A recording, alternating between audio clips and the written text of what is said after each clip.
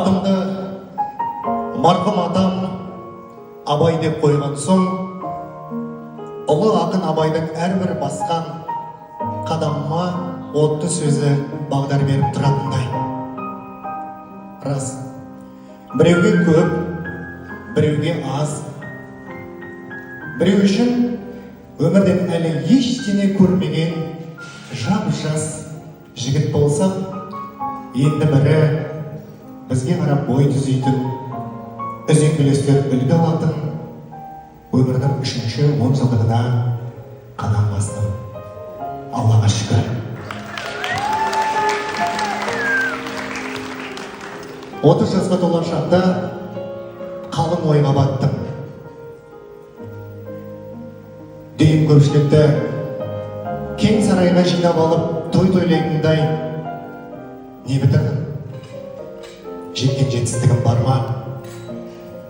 Салмағы қандай? Игі істің басы қасынан табылдым ба? Әлде өмірімді бос өткіздім бе?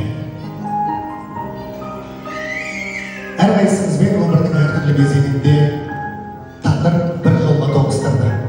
Біріңізді бала күннен танысам, енді біріңізді мектеп қабырғасында жүздестірдім. Ал кейбіреулеріңіз жалынды студенттік жастық шағымды куәгерсіздер. Ал бірімізді қызмет тоғыстырды. Ендеше ең жақындарым мен ең жақындарымды жиып, өзімнен 30 жыл бойы істеген нәрселерімнен есеп алып, сіздермен бөлісем деп шештім. Бұл жолда да маған ұлы ақын Абайдың сөзі басшылыққа келді. Менің айтқан сөздерімнен